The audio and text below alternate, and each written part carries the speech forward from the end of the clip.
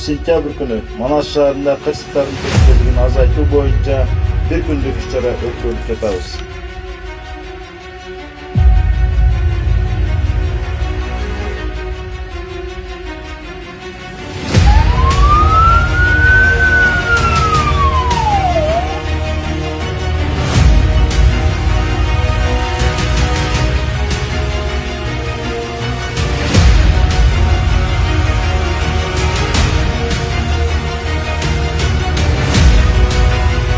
Шаарыбызга караган айрым айылдарыбыз тоо койнунда жайгашкан болсо, шаарыбыздын негизги бөлүгү тоо этегинде жана дарыянын боюнда жайгашкан.